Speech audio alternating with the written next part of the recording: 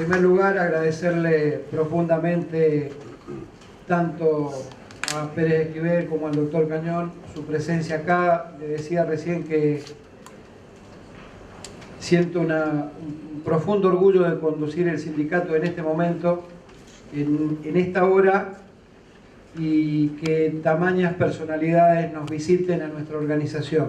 Segundo, sé que es un horario complicado porque es un horario de trabajo y le agradezco a los militantes de las gremiales internas que están presentes, y realmente ver entre compañeros que estuvieron en aquella época de dictadura y compañeros jóvenes que quizás lo sepan por comentarios, por su lectura, por la historia, es muy emocionante. Creo que hoy tiene que ser una experiencia enriquecedora y que salgamos bastante ilustrados escuchando a las dos notables personalidades que hemos traído hoy a esta casa. Cuando tomamos la decisión política el año pasado de crear la Secretaría de Derechos Humanos, Género e Igualdad, íntimamente sentía que empezábamos a saldar una deuda con muchos compañeros que padecen en esos tres ámbitos, por la discriminación en la cuestión de género, o la discriminación en la cuestión de igualdad, o que sus derechos hubieran sido vulnerados, sus derechos humanos hubieran sido vulnerados.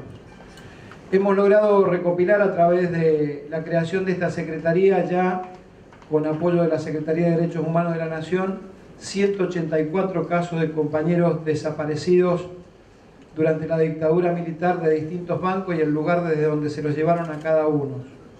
Es nuestra intención, para el festejo de los 90 años que se produce el 6 de noviembre de nuestra organización, poder entregarle el carnet de afiliados vitalicios a los familiares de todos los desaparecidos de nuestra organización.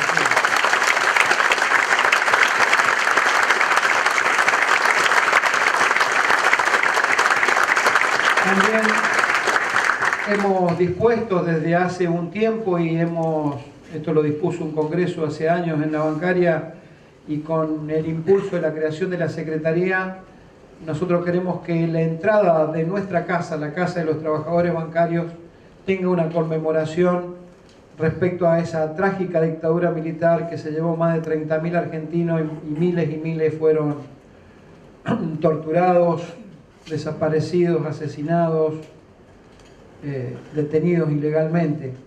Por eso también le hemos pedido apoyo a la fundación, al espacio de la memoria, para que nos aportara artistas plásticos vinculados, que nos elaboraran bocetos de lo que puede ser la entrada de nuestro edificio, y en donde llevarán los nombres de los 184 desaparecidos que ya tenemos detectados, más los 2 bancarios muertos por la Revolución Libertadora, que también son compañeros que perdieron su vida en defensa de la clase trabajadora.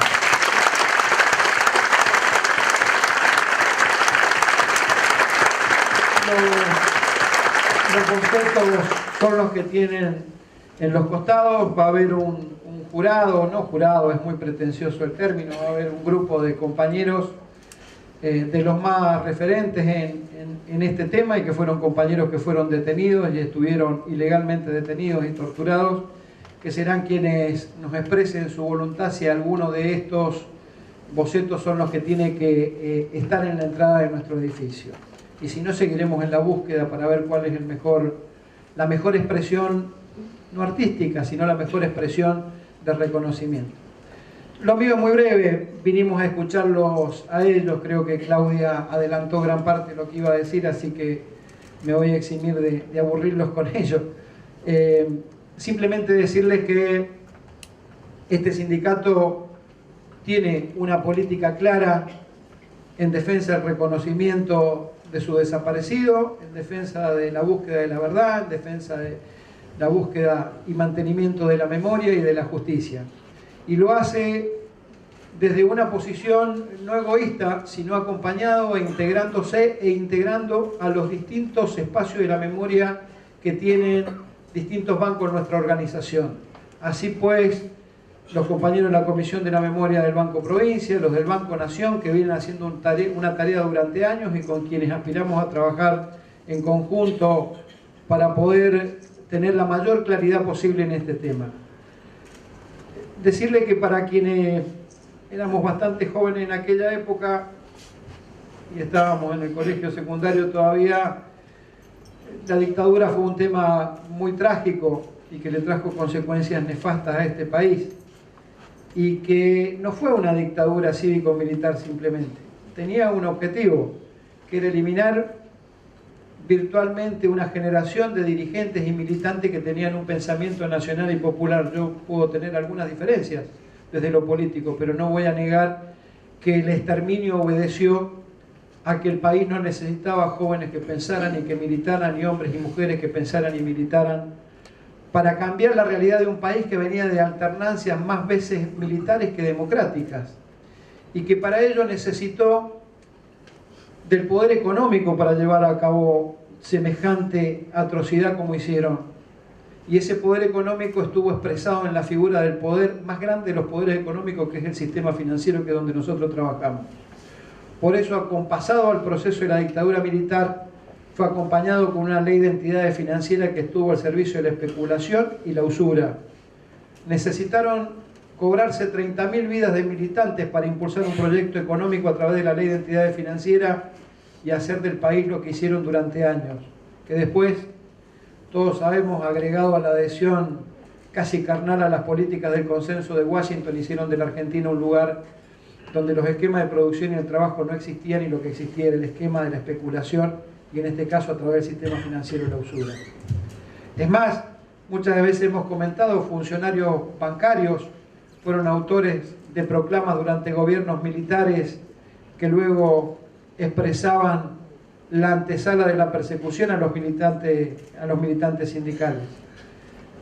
Nosotros tuvimos, como dije recién, ya contabilizado y acreditado 184 casos de desapariciones, pero hay muchísimos compañeros nuestros que pusieron el cuerpo en la tortura, pusieron su libertad, pusieron hasta su exilio que tuvieron que tomar por las persecuciones que hubieron. Lo menos que puede hacer esta organización gremial es reconocerlo y tenerlo como norte cada vez que emprendemos una lucha de este sindicato. Pretendemos que con este reconocimiento que estamos haciendo desde la organización sindical se vean reflejados muchos compañeros que, como decía Claudia, durante mucho tiempo pareciera que el silencio era el común denominador para referenciarse. No, son la experiencia viva. Nosotros tenemos compañeros que de enorme jerarquía gremial, que pasaron por esas etapas y que hoy es un orgullo que estén en esta organización. Tenemos a Andrés como secretario adjunto, a Eduardo, al Negro Argüello por ahí, que son, y a todos los demás compañeros, me referencio siempre en ellos porque son con quienes más diálogo tengo en forma permanente. Lo tenemos al compañero Walter Larrea haciendo la defensa de muchos compañeros en Bahía Blanca que vieron violados sus derechos humanos, y él en su función de militante gremial porque es miembro de este sindicato y a su vez como abogado los está defendiendo. Entonces nos tenemos que sentir orgullosos y tener una mirada positiva sobre lo que estamos haciendo. Acá pretendemos que la memoria de esos 184 compañeros que hoy no estén siempre con nosotros en cada accionar gremial que tengamos. Le agradezco profundamente la presencia a todos y en especial a ellos. No soy objetivo porque he sido un profundo admirador de ambos, de toda la vida y de su lucha, y recién cuando veníamos me decía, bueno, ¿y cómo encaminamos la charla? ¿De qué hablamos? Dijimos, vamos a hacer una breve presentación nosotros, y lo demás, cualquier cosa que ustedes digan, nosotros vamos a saber asimilarla, porque en realidad vinimos a escucharlo, no vinimos a una conferencia acartonada, sino a escucharlos y a que las enseñanzas que tienen a nosotros nos brinden la posibilidad de tener una mirada, como dije recién, más integradora y de mayor compromiso, porque eso es lo fundamental, tener un mayor compromiso con esta causa, tener un mayor compromiso para que esto no vuelva a suceder nunca más en Argentina y en ningún país, sobre todo por estos días donde en América Latina se huelen golpes que vuelven a ser cívicos, ni siquiera militares, son cívicos y del poder económico, como el caso de Venezuela, como el caso de Ecuador recientemente, como el golpe de Honduras, en donde pareciera ser que el pensamiento que tienen es que retrocedamos en el tiempo los latinoamericanos cuando empezamos a tener voz y cuando empezamos a tener presencia internacional con independencia. Así que muchísimas gracias a todos.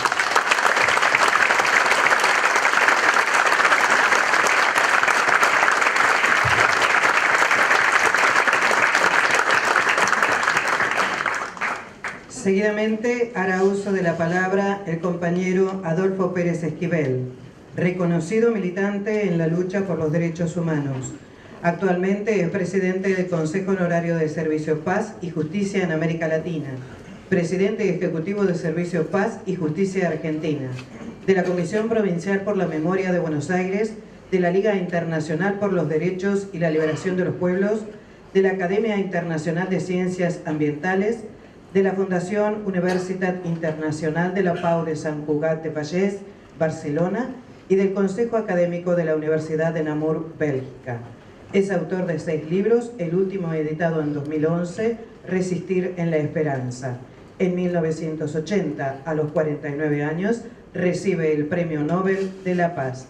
Con todos nosotros, el compañero Adolfo Pérez Esquivel.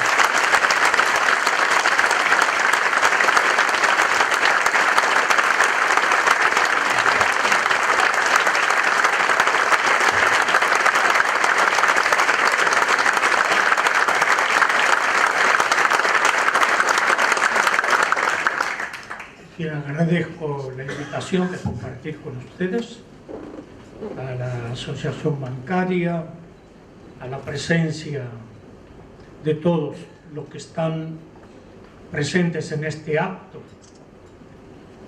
Y yo voy a hacer referencia, primero, comprender que esto no comenzó en Argentina. Si pensamos de que esto comenzó en Argentina, vamos por mal camino.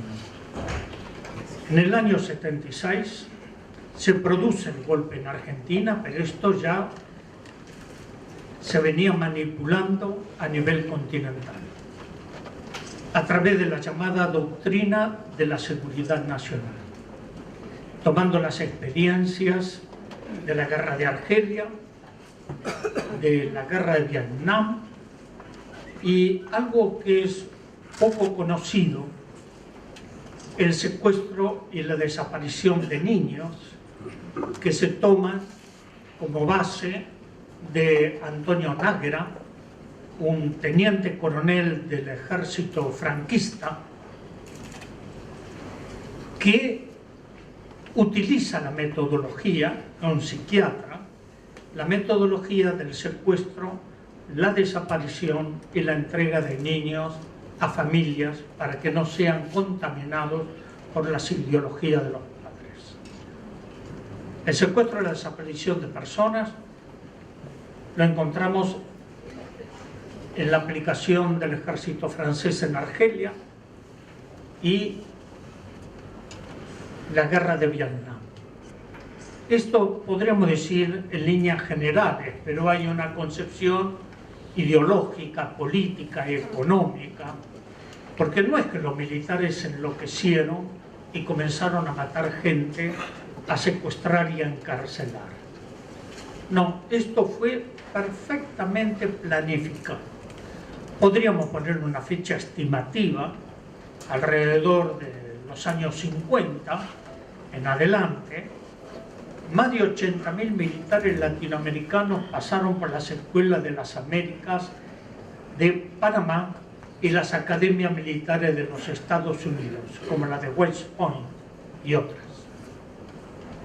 Ahí donde se formaron, porque para esto necesitaban masificar la concepción ideológica desde Washington. Es decir, siempre se consideró a América Latina su patio trasero y no dejaron esa posición hasta el día de hoy. Entonces, en el tiempo que voy a exponer brevemente muchas de estas cosas, tenemos que tener en cuenta que todo esto, y ya lo dijeron, acaban de decir la compañera, el compañero aquí, fue imponer una política económica, cultural, política de masificación, de control de todo el continente.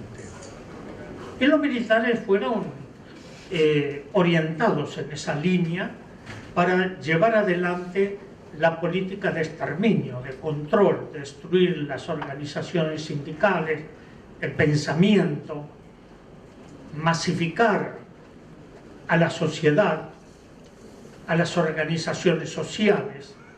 Y lo tenemos como ejemplo. Podríamos ir más atrás, pero quiero señalar algunos hechos muy concretos.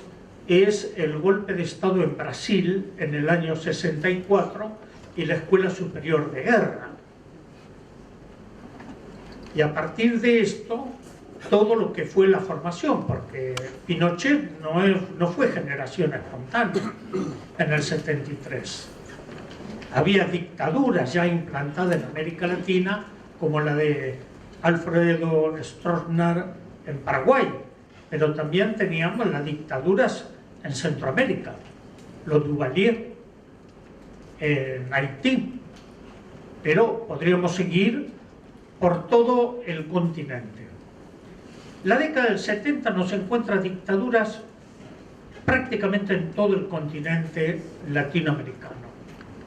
Esto es muy llamativo, es muy preocupante también, porque se comienza a aplicar estas metodologías. Cuando se implanta la dictadura en Argentina, tal vez la Argentina es el país que la aplica con mayor precisión, podríamos decir, estos métodos atroces del secuestro, la desaparición de personas, el secuestro de niños, la persecución a pensadores, los exilios. Si nosotros tenemos esta mirada de lo que pasó hasta el año 83 por el retorno a la democracia, podemos tener una lectura en todo el continente, con distintas características, ¿no? El golpe de Estado en el 73 en Chile, con el derrocamiento de Salvador Allende. Eso también fue organizado por la CIA. No podemos pensar esto que... Además hay información. En ese entonces, secretario de Estado norteamericano Henry Kissinger, a quien una vez discutí muy duro en una reunión de los premios Nobel, porque ustedes saben que Kissinger también le dieron el premio Nobel, no tengo nada que ver con él, pero fue el que fogoneó y entregó muchísimo dinero para el golpe contra Salvador Allende. Y así podríamos ver todo lo que pasó de la Escuela Superior de Guerra de Brasil, el Pentágono, y la política impuesta a todo el continente latinoamericano. En el año 76 todos sabíamos que iba a haber un golpe de Estado. En el año 75, con varios compañeros, compañeras, ya en el 75, comenzamos la formación de dos organismos de derechos humanos en ese entonces. Una, la Asamblea Permanente por los Derechos Humanos, que continúa trabajando hasta el día de hoy, y otro, el Movimiento Ecuménico por los Derechos Humanos. Nosotros, como Servicio Paz y Justicia, veníamos trabajando desde el año 60 desde México, porque somos un organismo internacional, pero aquí en Argentina comenzamos a constituirnos en el año 74. Y a partir de eso veíamos la necesidad de generar otros movimientos para la defensa por el secuestro y la desaparición de personas, y ahí surge la Asamblea Permanente por los Derechos Humanos. Estoy hablando del año 75. Y paralelamente a eso el movimiento ecuménico, ¿no? Con figuras, entre ellos recuerdo a Raúl Alfonsín, que hoy se cumplen 5 años de su muerte.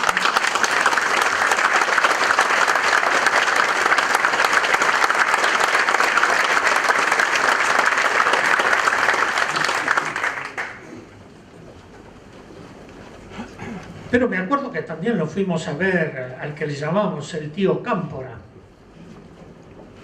¿no? Para que trate de apoyar a ese gran amigo de siempre, el obispo de Neuquén, Jaime Nevares.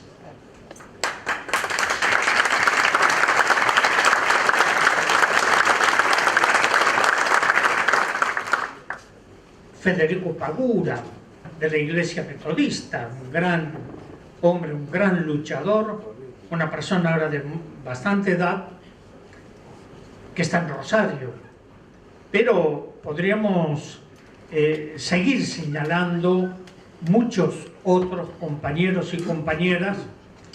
Y recuerdo que en ese entonces, todavía estoy hablando del 75, quisimos tener una reunión con el entonces comandante en jefe de las Fuerzas Armadas, que era el general Rafael Videla. No lo logramos. Nos atendió en ese entonces su secretario, el general Galatea. Estoy haciendo un poco de memoria de ese momento, ¿no? Y el general Galatea, lo que no decía, casi no nos dejó hablar, y dijo: miren, nosotros estamos esperando el momento, no están tirando con piedras y nosotros le vamos a tirar con una montaña. Ellos ya tenían todo preparado para el golpe, no sabíamos el día justo, pero también era vox populi. Y muchos dirigentes políticos se borraron totalmente. Era muy difícil poder acercarse a dirigentes políticos porque cada uno estaba haciendo la valija o estaba buscando la forma de no intervenir. Pero fueron momentos sumamente difíciles hasta que se produce el golpe.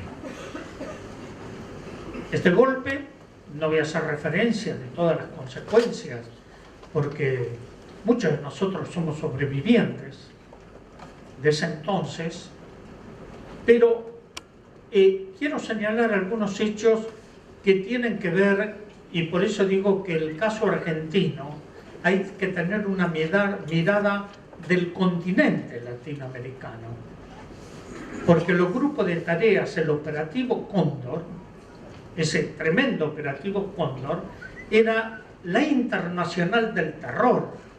Se intercambiaban prisioneros, se perseguía gente. Tengo que señalar al general Prat, asesinado aquí en Argentina, al general Torres. Tengo que señalar a Letelier, asesinado en Washington. Es decir, los tentáculos del terror era internacional.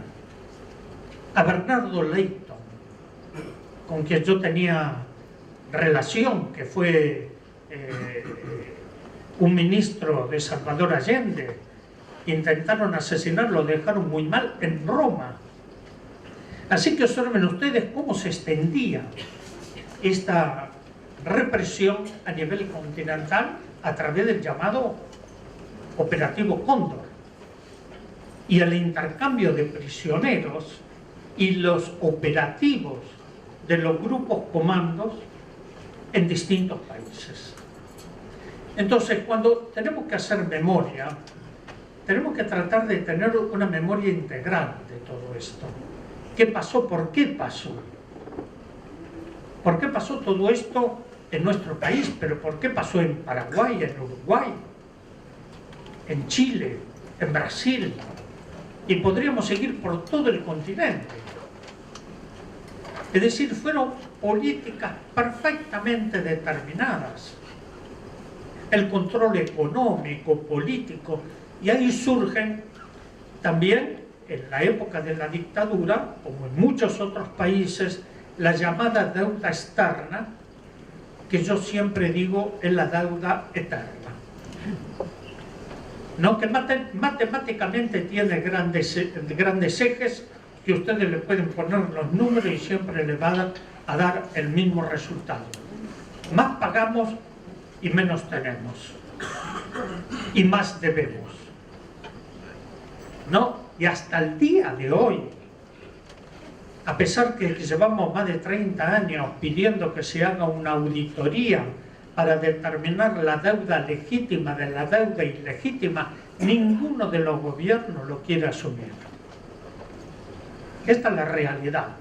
Pero nosotros seguimos pagando la deuda externa y yo no sé si hay buitres carnívoros o hay buitres vegetarianos. No sé. Los buitres son buitres. Pero tenemos que pagar. Tenemos que pagar una deuda inmoral, injusta. Con esto podríamos seguir extendiendo, pero después hubo, lógicamente, como abogado fiscal de Bahía Blanca y luchador por los derechos humanos, tendrá otras cosas que decir. Pero simplemente es comenzar a ver el continente, porque esto no es un pasado. Cuidado, esto es un presente. Es un presente. Y tenemos que estar atentos a lo que está ocurriendo hoy en América Latina. El golpe de Estado en Honduras tuvo las mismas características que en la época de la dictadura. No, pero dieron con el ejército y los intereses económicos y políticos, dieron un golpe de Estado para derrocar a Zelaya y después hacer figurar una pseudodemocracia y llamando a las elecciones. Saben que en Honduras hay más de 100 periodistas asesinados por la dictadura hondureña. Esto no hay que perder de vista. ¿Qué está pasando hoy en el continente latinoamericano? El caso de Haití. He estado en varias misiones internacionales en Haití. Y Haití es un país empobrecido.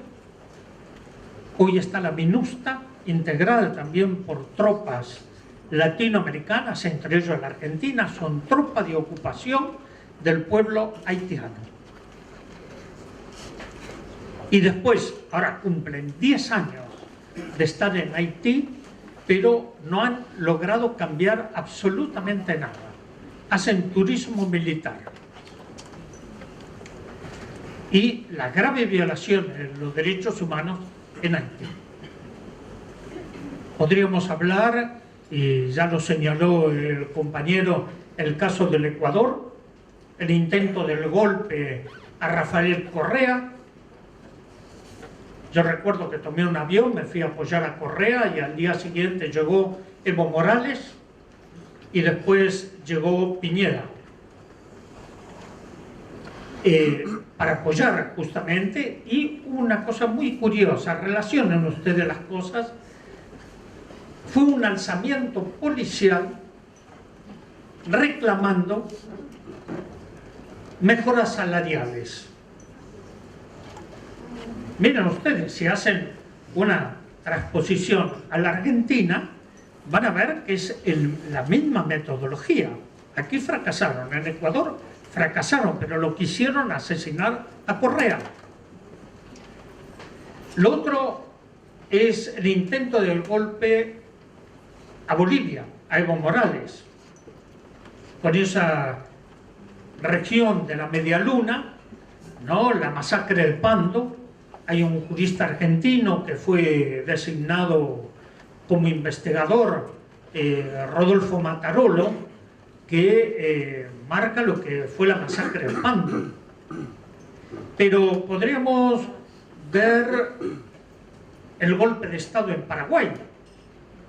Y observen ustedes que todos esos países, en Honduras, en Paraguay, aumentaron las bases militares norteamericanas.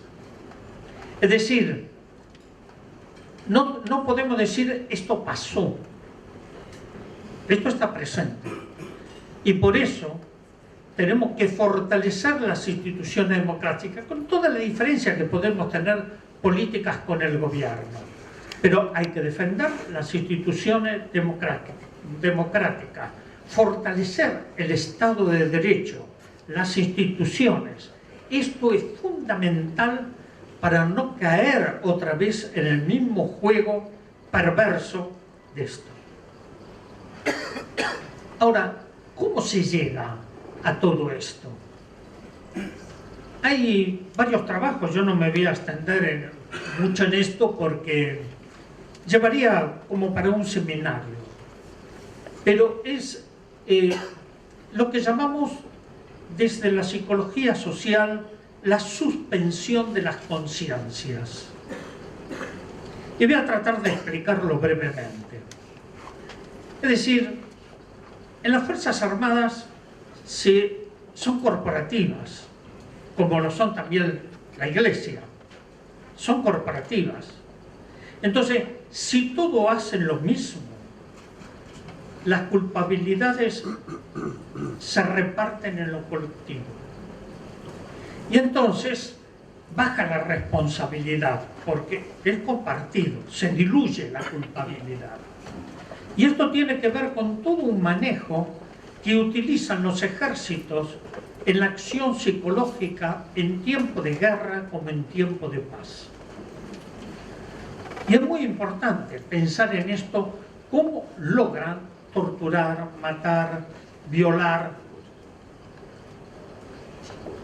Y les voy a contar algo. Una vez llegaron dos abogados a nuestra sede, la fundación, y una señora. Los abogados eran los abogados de Adolfo Silingo, lo sintieron nombrar, ¿no? Y la señora era la esposa de Silingo. Y esta mujer estaba impactada porque no sabía lo que hacía su marido hasta que le hizo confesar a su marido lo que había pasado en la ESMA. Aquí hoy estuvimos hablando con compañeros que es detenido de la ESMA. Y me pidieron si yo lo quería recibir. Y le dije, sí, yo lo voy a recibir. Quiero conversar con él. Y cuando nos sentamos ahí, estuvimos como 2 horas, y este hombre descargaba, porque fue el único que rompió el pacto de sangre dentro de la fuerza de la Marina y nada menos que de la ESMA. Y confesó de que él fue responsable en 2 vuelos de la muerte de arrojar 30 prisioneros, que los inyectaban en 2 vuelos de 15 cada uno, completaron los 30 prisioneros arrojados al mar. Y contaba que cuando regresaba el avión a la base, era recibido por el capitán militar, les daba misa y le decía que les habían dado a esos subversivos comunistas una muerte cristiana. Es decir, eso no tiene nada de cristiano, es aberrante, pero le quiero decir que esta suspensión de la conciencia, este mecanismo de dominación, estaba inserto en las mismas Fuerzas Armadas y que él pensaba de que estaba defendiendo al país de la guerra del comunismo internacional. Yo soy un sobreviviente de un vuelo de la muerte, sé lo que es eso. Pero este hombre lo que quería era, si él tenía que ir a presentarse al juez Garzón, Baltasar Garzón, a España. Y mi respuesta fue la siguiente. Le digo, mire, esto lo tiene que consultar con su familia. Si cree que es el momento de reparar un daño hecho a la sociedad, y esto tiene que ver con la conciencia, con su actitud frente a la sociedad, vaya a España. Este hombre está condenado a 600 años de prisión. Pero ¿cuántos otros guardaron silencio? ¿Cuántos otros, gracias a los juicios, hoy se puede llegar a parte de la verdad? Y es muy importante haber abrir esos espacios de los juicios para la búsqueda de verdad, de justicia y reparación del daño hecho. Lo que sí, el de ayer y hoy tenemos que pensar, el de ayer y hoy tenemos que tener claridad que esto no terminó, pero tampoco vivir en angustia existencial, sino en la forma de construir, de fortalecer las instituciones democráticas, de poder espacios como este, a través de las comisiones de derechos humanos, a través de las cátedras en las escuelas, en las universidades, en generar conciencia crítica y valores para poder discernir los verdaderos valores de la vida y de la democracia de nuestro pueblo. Creo que desde ahí podemos cambiar esta realidad. Es decir, tenemos que ver esto con esperanza, con optimismo, no con derrotismo. No hay, yo siempre digo que no hay peor derrota que conformismo. Aquel que cree que ya todo está listo, nos equivocamos. Un militante que es conformista es un militante derrotado. Tenemos que tener la rebeldía y la conciencia crítica y los valores para poder cambiar, para poder transformar, para poder construir un nuevo amanecer. Creo que estoy importante. Gracias.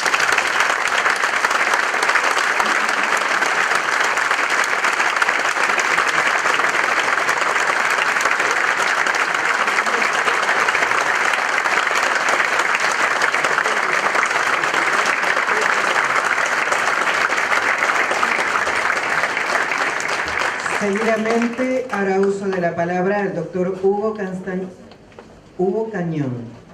En 1999 impulsó la investigación en el marco de lo que se ha denominado Juicio de la Verdad. En colaboración con las investigaciones que realizara el juez Baltasar Garzón, titular del Juzgado de Instrucción número 5 de la Audiencia Nacional de España, realizó aportes probatorios para el esclarecimiento de los hechos cometidos en la jurisdicción del Quinto Cuerpo de Ejército y fue testigo en el juicio al represor Silingo llevado adelante por la Audiencia Nacional de España. Integró la Comisión de Fiscales denominada Comisión de Derechos Humanos del Ministerio Público Fiscal, destinada a desarrollar trabajos de coordinación y colaboración en todas aquellas causas vinculadas a violaciones a los derechos humanos en el periodo 1976-1983 y particularmente actuó con fiscales italianos en el marco del Plan Cóndor. En 2006 recibió de la Facultad de Ciencias Jurídicas y Sociales de la Universidad de La Plata el premio Reconocimiento a la Trayectoria y el Compromiso con la Defensa de los Derechos Humanos y en 2007 la legislatura de la Ciudad de Buenos Aires lo distinguió como personalidad destacada de los derechos humanos por ser el único fiscal del país que 20 años antes impugnó la Ley de Obediencia Debida. Actualmente es presidente de la Comisión Provincial por la Memoria de Buenos Aires. Ha escrito libros y artículos de su especialidad. Con todos nosotros, el doctor Hugo Cañón.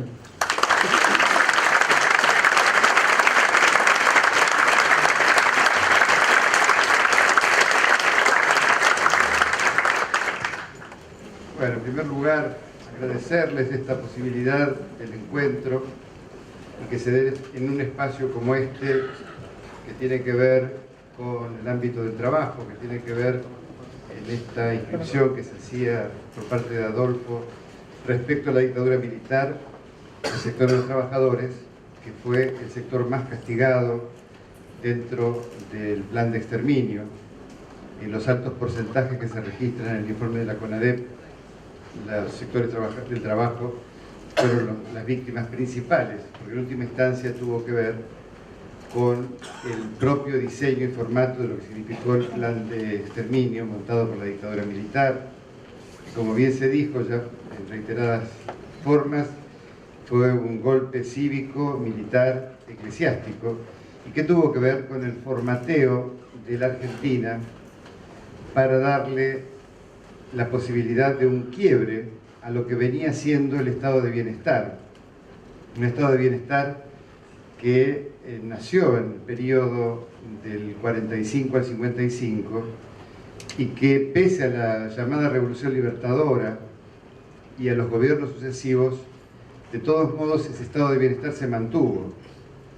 Hubo un intento previo al golpe de Estado, que fue el famoso Rodrigazo, de dar la última oportunidad, antes de que el partido militar asumiera el poder, de dar un viraje para hacer un cambio de matriz de ese país de estado de bienestar para convertirlo en un país inscripto en la línea del neoliberalismo que se había establecido con toda firmeza a nivel internacional a partir del gobierno de Reagan y de Thatcher allá por los 80. Como ese plan no funcionó para esos fines, el plazo que se había dado por parte de los militares de 90 días se cumplió en el mes de marzo y allí fatalmente fue cuando se produjo este golpe tremendo que venía con la excusa de combatir a la subversión, decían ellos. Luego en el 78, 79 cambian los reglamentos militares y la denominación de subversivos la reemplazan por terroristas, pero en última instancia lo que buscaban, decían ellos, era combatir a organizaciones armadas. Esto es absolutamente falso, porque como en nuestros interrogatorios al general Vilas allá en 1987 le preguntábamos qué tipo de estructura armada existía al momento del golpe, ya que el último golpe significativo fue el intento de encampamiento de Monte Chingolo, y él no tuvo respuesta porque realmente ya no existía esa excusa como para dar el golpe de Estado. Lo que justificaba ese golpe de Estado era cambiar y formatear, insisto, ese estado de bienestar que había que romper para instalar una nueva política.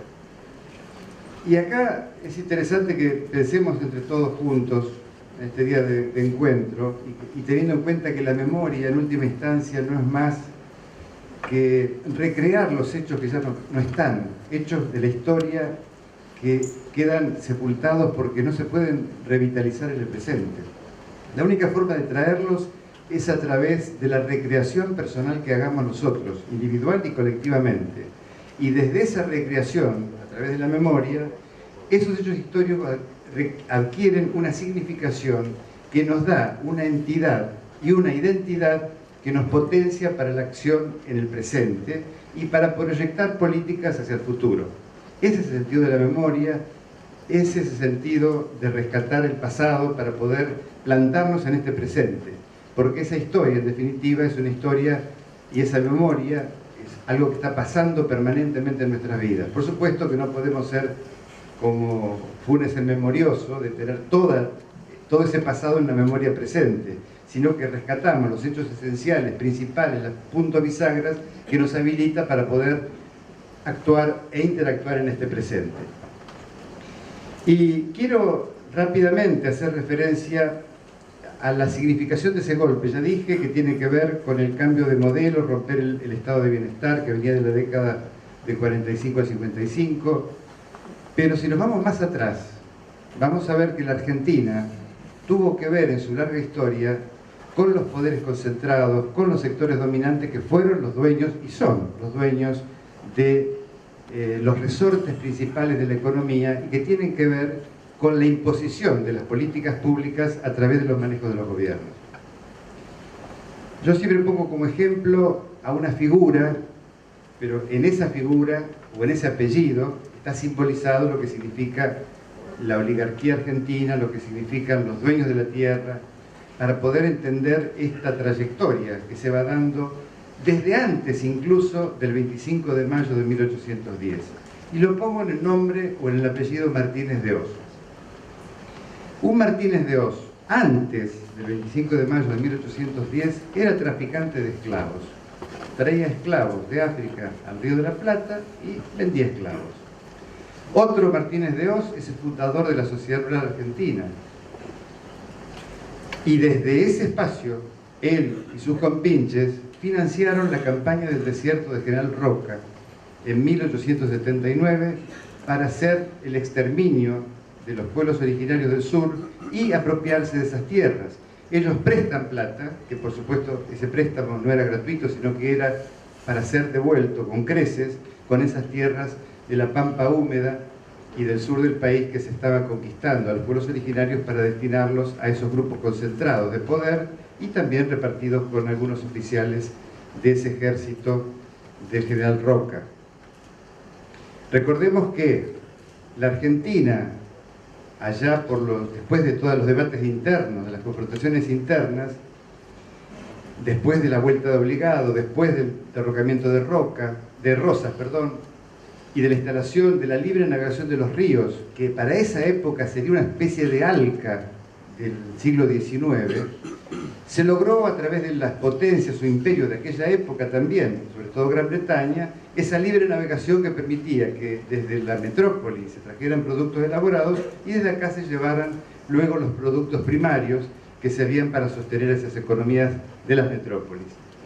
Y por eso también, años después, se va dando el formato de lo que fueron el diseño de los ferrocarriles en la Argentina, en el estilo de embudo, hacia el puerto de Buenos Aires para acá, traer todos los productos primarios, llevarlos en los barcos hacia Europa y desde ahí traer los productos elaborados y distribuirlos en todo el territorio nacional. Pero esa libre navegación de los ríos, que se consagra con la Constitución de 1853, significó la organización nacional. Y esa organización nacional se continúa con los gobiernos de Mitre, arranca con Mitre, continúa con Sarmiento, con Avellaneda, con toda la generación del 80, con Roca presidente en 1880, con la Federación de Buenos Aires, la aparición de primero la carne enfriada, luego la carne congelada con los frigoríficos que se exporta también a Gran Bretaña. Luego se va expandiendo la agricultura a fines del siglo XIX, para lo cual se requería mano de obra para la tierra y vienen las grandes corrientes migratorias.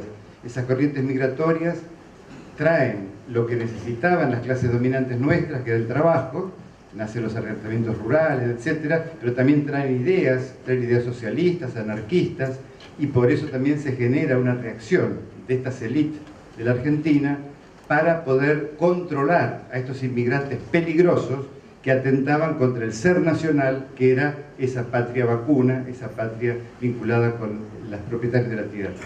Y por eso se genera la ley de residencia para poder expulsar a cualquier indeseable sin ningún tipo de trámite judicial. Esa generación del 80 lleva de algún modo a esa Argentina potencia, esa Argentina que estaba en números entre la quinta o sexta potencia del mundo. Maravillosa Argentina, decía, y dice hoy el New York Times, esa Argentina gloriosa en la que tenía, insisto, un puesto en el ranking mundial de quinta o sexta potencia. Tomada la potencia desde el punto de vista del Producto Bruto Interno distribuido por la cantidad de habitantes que había en el país. Ahora, esa platita le llegaba a esa minoría que manejaba los hilos del poder. Era esa minoría que hacían los palacetes de la calle Alvear o la avenida Alvear, los que hacían las grandes estancias con sus palacios también en el medio del campo, como los vemos hasta el día de hoy, los que llevaban a sus hijos con la vaca arriba del barco para que tengan la leche fresca para tomar en París, y que además tiraba manteca al techo, que no es una frase artificial, sino que tiraban literalmente manteca al techo como símbolo de abundancia, porque los franceses no podían tirar manteca al techo, no tenían tanta riqueza como los nuestros, y estos nuestros fanfarrones oligarcas iban a tirar manteca al techo para demostrar el poderío argentino que tenía ese núcleo reducido de poder que yo pongo en el nombre Martínez de Hoz, pero que usted bien puede sumar otros apellidos de esta oligarquía dominante. Era la época en que las grandes señoronas salían a hacer compras acá en Buenos Aires. Decían, los negocios estaban hasta la medianoche abiertos. Era una época de esplendor. Lo que no cuentan es que las empleadas de esos comercios dormían abajo del mostrador, porque a la mañana tenían que levantar y seguir atendiendo a las señoronas que salían, iban al Teatro Colón, salían a pasear, hacían las compras, viajaban a Bariloche, tenían esclavos, que inclusive esclavos que trajo el general Roca, prisioneros de los pueblos mapuches y pueblos de los tehuelches, y los traían acá, a los niños los vendían como mandaderos y a las mujeres las llevaban como esclavas y sirvientas de las casas de los ricos. Esta es la realidad que tenemos que ver, y esa fue la Argentina del centenario. La única bisagra que hubo en esa época fue la apertura, después de una actitud combativa como tuvo la Unión Cívica Radical posteriormente, que fue el acceso de Irigoyen al poder y las clases medias de aquella época, esos pequeños arrendatarios, estos inmigrantes los que vivían en conventillos, todo eso tuvo una expresión política y un acceso limitado, digo limitado sobre todo porque las mujeres estaban excluidas, las mujeres no votaban y se dice que era el voto universal, universal por la mitad, porque era universal para hombres, universal al 50%. Pero se dio este acceso de Irigoyen al poder y en el año 30 se da el golpe de Estado contra el segundo gobierno de Irigoyen, en un periodo en el que confluye la cruz y la espada. Porque la Iglesia en la época de Roca, pese a ser este hombre liberal de esa Argentina de los ricos, era un hombre distanciado de la Iglesia, inclusive rompió relaciones diplomáticas con el Vaticano. Y la Iglesia estaba bastante distanciada. Pero poco a poco la Iglesia comienza con las capellanías primero a introducirse y a tener incidencia en las Fuerzas Armadas, y en el año 30, cuando se produce el golpe de Uriburu, estaban ya en esta comunión fuerte de la cruz y la espada, que da generación a ese partido militar, que va a ser el partido militar que va a gobernar prácticamente todos los destinos del país hasta la vuelta a la democracia en 1983. Y tengan en cuenta ustedes, y acá piénsenlo en pasado y en presente, por eso el tema de la memoria, que es la historia que está pasando en nosotros hoy, cómo existió una acordada de la Corte del año 30, redactada por un juez o un ministro de la Corte, que si les doy el nombre, como se los voy a dar ahora, uno asocia inmediatamente con el Partido Socialista, y efectivamente venía del Partido Socialista, que era Nicolás Repetto. Él fue el que redactó la acordada, legitimando el golpe de Estado, diciendo que cuando un gobierno de facto tiene gobernabilidad y puede imponer el orden, ese gobierno debe ser reconocido y por lo tanto accedían a darle reconocimiento político integral al golpe de Estado del año 30. El golpe fue el 6 de septiembre y esta acordada que les menciono fue entre el 9 y el 10 de ese mismo mes de septiembre. El presidente de la Corte de aquella época, que era José Figueroa Alcorta, que había sido presidente de la Nación, tuvo sus dudas, estuvo a punto de renunciar, finalmente se acoplaron todos, legitimaron ese golpe, pero legitimaron también todos los golpes de Estado que vinieron después. Y también en la actualidad, de algún modo, supervive en este poder judicial conservador por esencia, acá y en el mundo, porque es el que conserva generalmente los vínculos con las estructuras de poder, es el que preserva el statu quo a través de decisiones judiciales que se encargan de mantener las cosas en su lugar para que no se vayan de madre. Un ejemplo les doy. Cuando se crean los tribunales del trabajo en la época de Perón, los empleados judiciales, y con esto no quiero descalificar a todos los empleados judiciales, mi origen fue de empleado judicial, fui delegado gremial, participé de los gremios combativos de Córdoba en 1971, pero en general los empleados judiciales tienen todavía ciertos resabios elitistas. Tanto lo tenían en aquella época que cuando se crean los tribunales de trabajo, nadie quería ir a trabajar porque era ir a trabajar para los trabajadores, para los pobres. Y hubo que nombrar desde el gobierno a funcionarios de otras dependencias de la burocracia estatal para que integren el staff de empleados de los tribunales de trabajo. Después de este periodo que dije, el estado de bienestar y los golpes de estado alternativos y superviviendo el estado de bienestar, tenía que venir para estas clases dominantes un golpe de estado que pusiera las cosas en orden. Lo intentaron con Onganía primero y fracasó. Onganía un poco seguía el modelo franquista, pero no era este cambio sustancial de estructura. Debatieron internamente si el golpe iba a ser con fusilamientos públicos o no. Hay un libro de Prudencio García, un coronel español, que investigó todos estos temas y dice que la votación en el ejército fue de 50 votos a favor del sistema clandestino contra 3 generales que querían hacerlos públicos, y el argumento principal de hacerlo clandestino era que no iba a resistir internacionalmente las críticas si había fusilamientos en los cuales se supiese qué es lo que se estaba haciendo en la Argentina. Por eso optaron por el plan sistemático secreto, clandestino, en el cual se estaba por eliminar a un montón de gente, inclusive en los archivos que tenemos en la Comisión por la Memoria, que tienen que ver con archivos de la DIPA, de la Dirección de Inteligencia de la Policía de la Provincia de Buenos Aires, pero ahí confluyen información de todos los organismos de inteligencia de la Argentina, y otra documentación que obtuvimos de la Prefectura Naval allá en Bahía Blanca, Hay un documento de 1975, antes del golpe, y cuando se planificaba eso de los 90 días para dar la oportunidad, si no daban el zarpazo, decía Videla: para asegurar el orden y la tranquilidad en el país, deberán morir todas las personas que sean necesarias. Y luego, en el 77, él niega los campos de concentración o detenidos en establecimientos militares, pero agrega algo que creo que el subconsciente o inconsciente lo traiciona, porque dice: más allá del tiempo indispensable para indagar a una persona capturada en un procedimiento y antes de pasar a un establecimiento carcelario. O sea que él admite que en algún establecimiento militar u otro establecimiento especial, que en definitiva son como 600 campos de concentración que hubo en Argentina, allí se lo llevaba, pero por un poco momento, un breve momento, que era justamente el momento que describía Adolfo, que era el método del interrogatorio a través de la tortura, con los métodos que aplicaban los militares franceses, primero en Indochina, que estuvieron antes que los yanquis, y después en Argelia.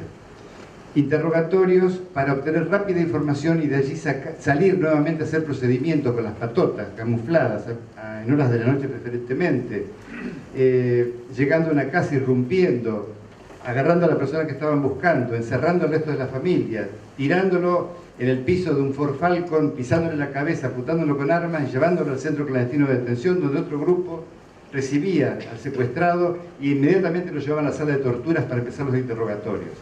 Y luego tenerlo tabicado, con los ojos vendados, tirado en el suelo, con las manos atadas, sin poder hablar, hasta que se decidía, dice Videla, pasar a un establecimiento carcelario. Lo que no dice Videla es que se resolvía el destino final, que podía ser la desaparición forzada, y en muy pocos casos, consejo de guerra.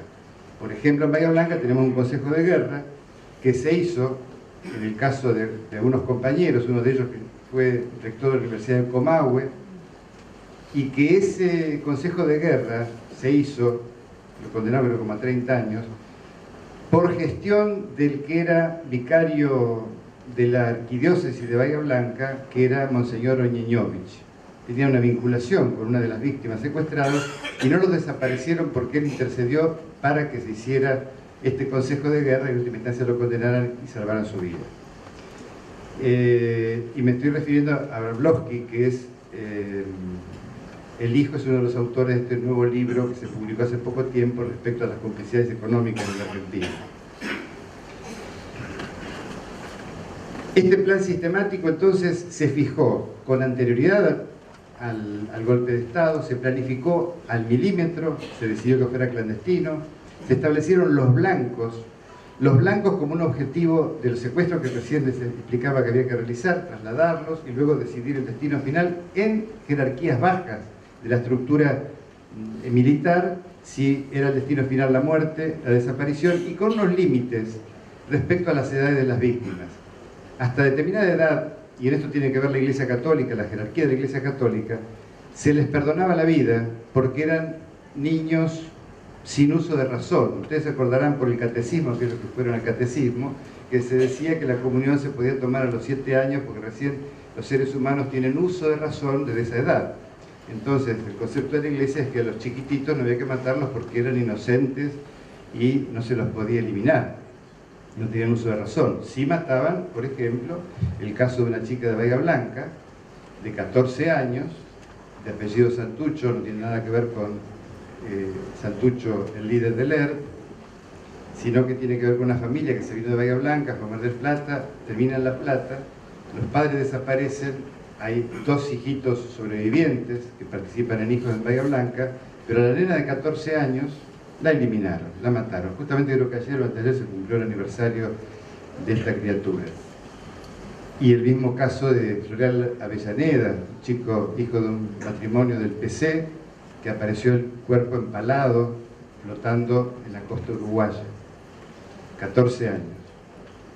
Y esto que decía Adolfo, el consuelo de los capellanes militares, fue parte del apoyo estratégico de la Iglesia Católica en su jerarquía, cuando un vicario castrense como era Victorio Bonamín, capellán general de las Fuerzas Armadas, decía en el año 75: hay que purificar a la Argentina en la sangre del Jordán.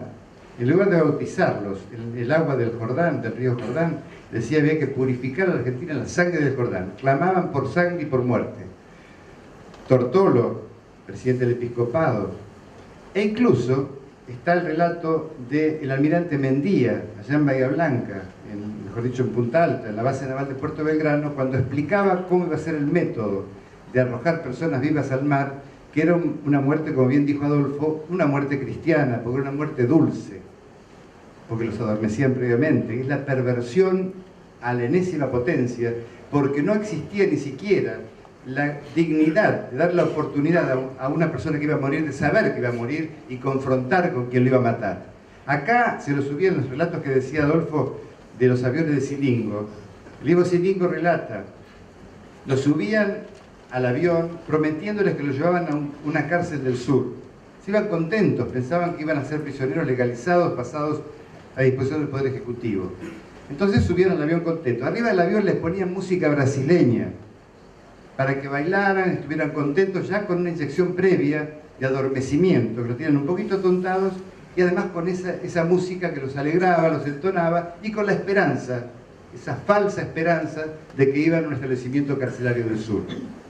Y luego procedían a desnudarlos y a darle la inyección letal para arrojarlos al mar.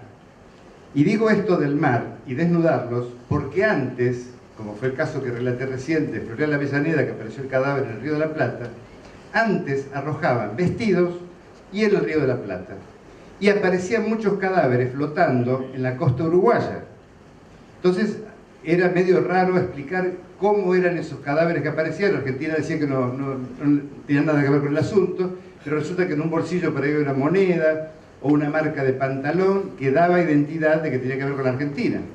La dictadura decía, no, son coreanos que estaban pescando y alguno se cayó al mar, y ese verso no se lo creía nadie. Entonces perfeccionaron el método, estudiaron las corrientes marinas, profundizaron los vuelos al mar y los desnudaron por las dudas. Si algún cadáver aparecía flotando, identidad desconocida. Es el método más perverso, más criminal, más aberrante, y es lo que tiene que ver con esto que decía Videla. Los desaparecidos no están ni vivos ni muertos, no tienen entidad, no tienen identidad. Robar la identidad de las personas es la forma más calamitosa de la destrucción del ser humano en las masacres colectivas que se han realizado y se realizan en la humanidad. Es de la perversión máxima. Esto no tiene justificación si no es a través de la justicia, a través del juicio y castigo que corresponde a estos criminales que han ejecutado este plan de exterminio. Plan de exterminio que, insisto, no abarcaba a las franjas de los chicos porque eran pequeños inocentes. Pero, y esto también lo acompañé como prueba en la carta en una carta en el juicio a Silingo, el general Riveros decía que ellos entregaban a los niños, como bien lo explicó Adolfo también, a una familia que los lleve por la senda del bien. Porque si los abuelos de esos subversivos, terroristas, malignos, los criaban, los iban a sacar tan malos, tan desviados, tan terriblemente torcidos como eran sus padres. Entonces los llevaban a familias buenas, occidentales y cristianas. Este es un ejemplo bien claro de lo que es un genocidio, cuando hay traslados de personas de un sector nacional a otro sector nacional.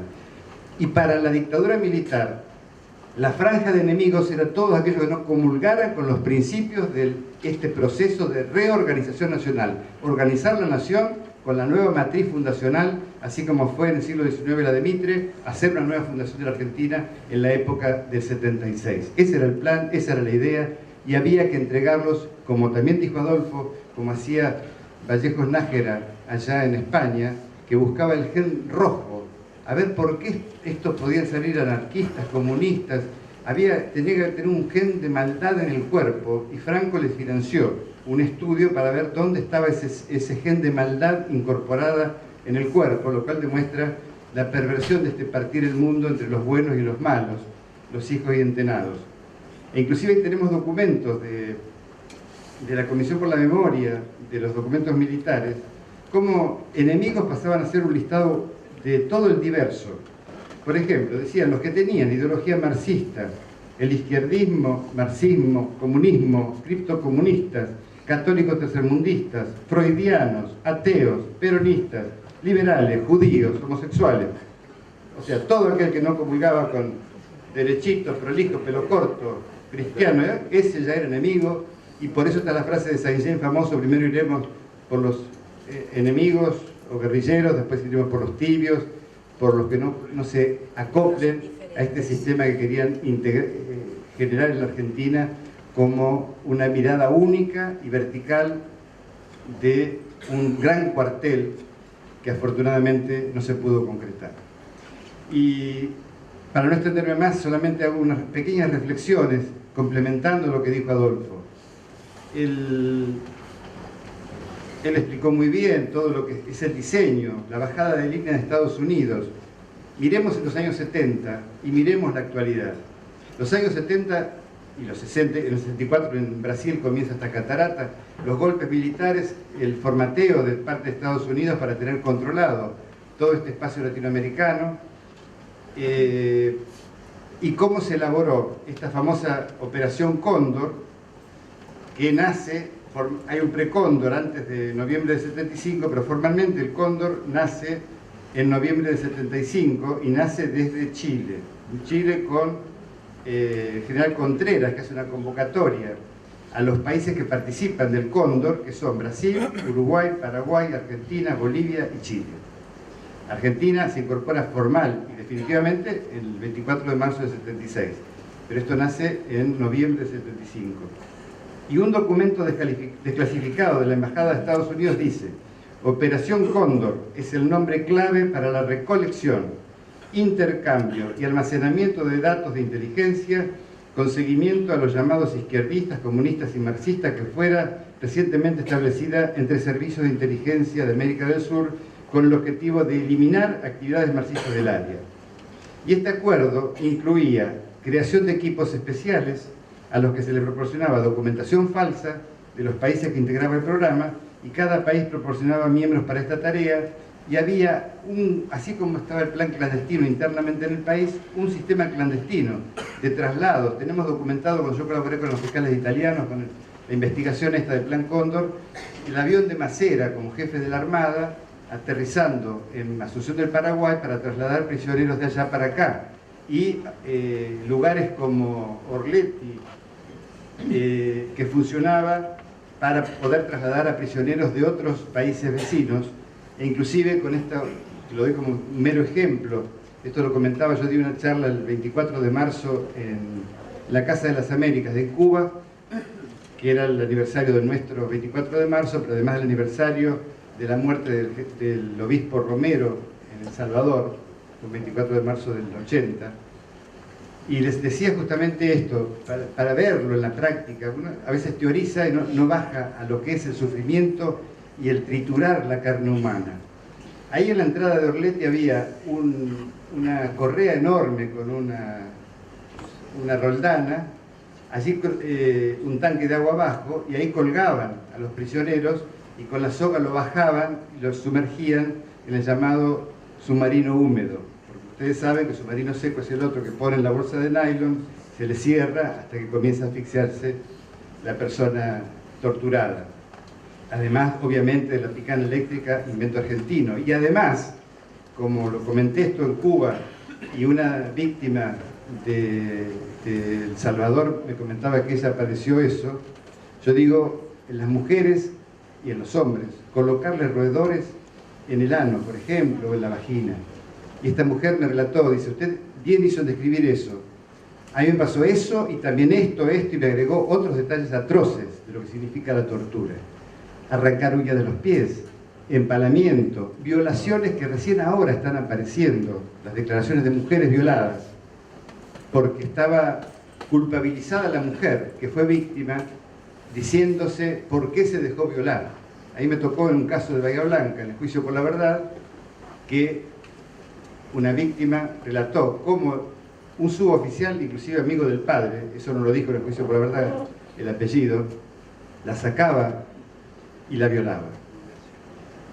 Esto generó que después se descubriera que uno de los que estaba en la escuelita de Bahía Blanca era un torturador llamado, de apellido Corres, apodado El Laucha, y ahí se ella reconoció que el Laucha era uno y pidió un careo, hicieron un careo. Ahora esta mujer, cuando volvió a su casa, el marido le dijo: mejor hubiera sido que te dejaras matar antes de que te violaran. Así que fíjense ustedes, la doble victimización o triple victimización. Esta mujer estuvo al borde de la disolución personal, hubo que hacer terapia muy especial para poder sobrevivir. Hoy día es una gran militante, pudo volver a escribir. Ella había dejado de escribir cuando la secuestraron a los 18 años de edad, volvió a escribir y es una gran militante. Pero estas secuelas de la tortura y la forma de la tortura, ese titular La carne humana, que lo describe también Rodolfo Walsh en la carta abierta a la Junta Militar al año del golpe, creo que es lo, y además él lo define, que tiene que ver con el plan económico que se monta, es lo que nos tiene que mantener en la memoria estos reflejos permanentes. Porque así como en los 70 se montó este plan de exterminio, que bien dijo también Adolfo respecto a Henry Kissinger, cuando los militares argentinos le consultaron, y están los documentos desclasificados del Departamento de Estado, él dijo: bueno, si lo van a hacer, háganlo pero rápido. Y básicamente el plan de exterminio lo ejecutaron en años 76-77. El plan de exterminio ejecutado en esa época, con conformidad de Estados Unidos, hoy día tiene una realidad diferente en Latinoamérica. Nuestros pueblos están recorriendo con matices, con diferencias, con altibajos, caminos de integración, caminos latinoamericanistas con cierta independencia del poder central, y se quiere consolidar esto. Está el Mercosur, está el UNASUR, está el CELAC. Hay alternativas para confrontar al imperio, pero ese imperio es implacable. Lo dijo Adolfo también: Honduras dio el zarpazo y triunfaron. En Paraguay dio el zarpazo y triunfaron.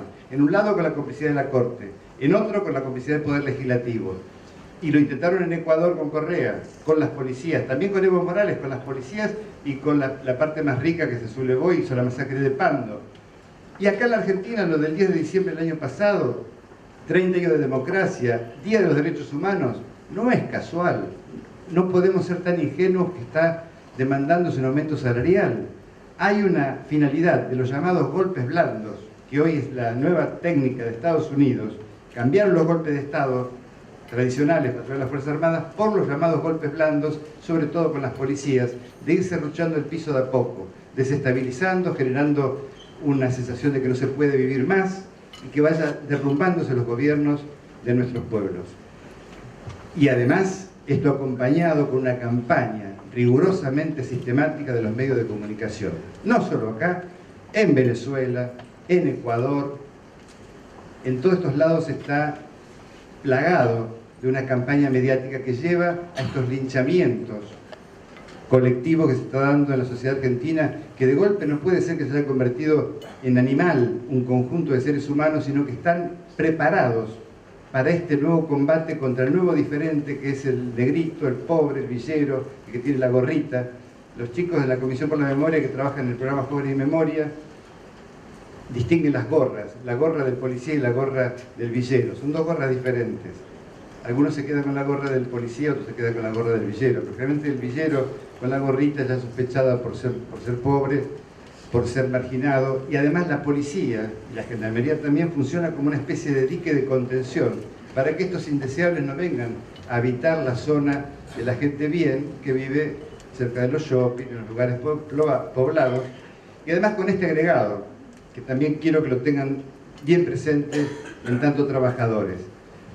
Sabemos lo que es el capitalismo y sabemos que el capitalismo necesitaba, y digo en pasado, necesitaba mano de obra a explotar. Pero en esta época que estamos viviendo ya no se precisa o no se demanda mano de obra que se le pagaba 2,50 pesos, que vivían apilados abajo de la paja en el medio del campo para levantar la cosecha, para hacer bolsas de arpillera, embolsar y demás. No se precisa, hay sobrantes, hay gente que está de más.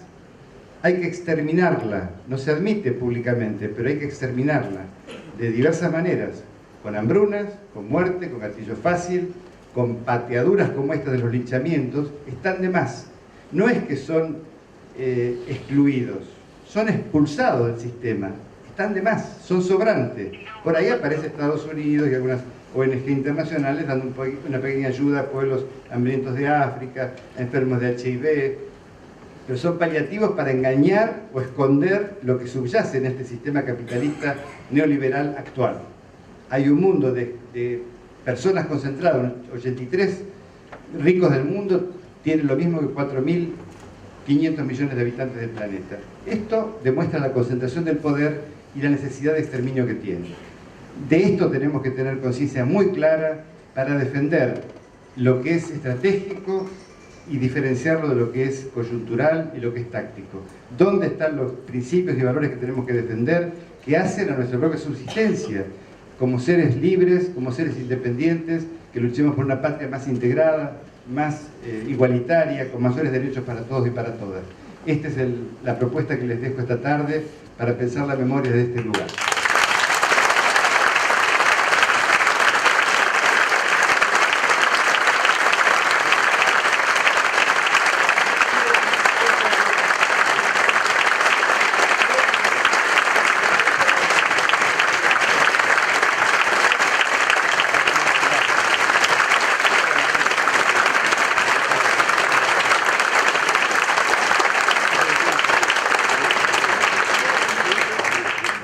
A continuación, se procederá a la firma del convenio marco entre la Asociación Bancaria y la Comisión Provincial por la Memoria.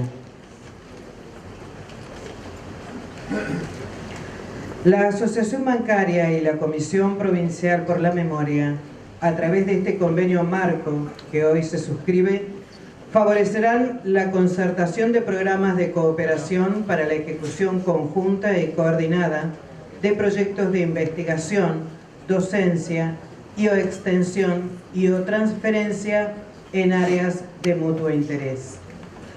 La Comisión por la Memoria de la Provincia de Buenos Aires es un organismo público extrapoderes que funciona de manera autónoma y autárquica. Fue creada por resolución legislativa de la Cámara de Diputados de la Provincia de Buenos Aires en julio de 1999. Está integrada por referentes de organismos de derechos humanos, religiosos de distintos credos, intelectuales, funcionarios, universitarios y judiciales, legisladores y sindicalistas, como expresión plural del compromiso con la memoria del terrorismo de Estado y la promoción de los derechos humanos. Mediante ley provincial aprobada por unanimidad, recibió el edificio en el que había funcionado durante medio siglo la Dirección de Inteligencia de la Policía de la Provincia de Buenos Aires, DIPA, para que establezca su sede. Junto con este emblemático edificio, asumió la responsabilidad de custodiar y gestionar el primer archivo de inteligencia policial desclasificado de la Argentina, el archivo de la DIPA.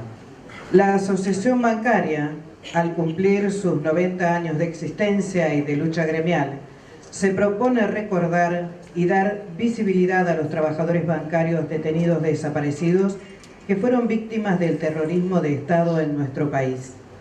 Comprometidos con la búsqueda de verdad, justicia y memoria, se plantea la realización de un mural como lugar de memoria en la entrada de esta sede. Su objetivo es demostrar la existencia misma de estos queridos compañeros, cuya vida fue arrancada por la dictadura y cuya ausencia nos lega el deber de memoria y de reparación para construir el futuro. Así recurrimos, en el marco del convenio hoy formalizado, a la Comisión Provincial por la Memoria, una institución de referencia nacional e internacional en la defensa de los derechos humanos y, en particular, a su Museo de Arte y Memoria, dirigido por la licenciada Laura Ponicio, a quien agradecemos su labor y presencia en este acto para que nos asesoren en la mejor realización de la estrategia propuesta, cuyos bocetos estamos exponiendo en este recinto, donde el poder transformador del arte crea un espacio de sensibilización y de transmisión de la memoria. La Secretaria de Derechos Humanos, Género e Igualdad, compañera Claudia Ormachea, hace entrega al Secretario General Nacional, compañero Sergio Palazzo, del registro de los trabajadores bancarios detenidos desaparecidos.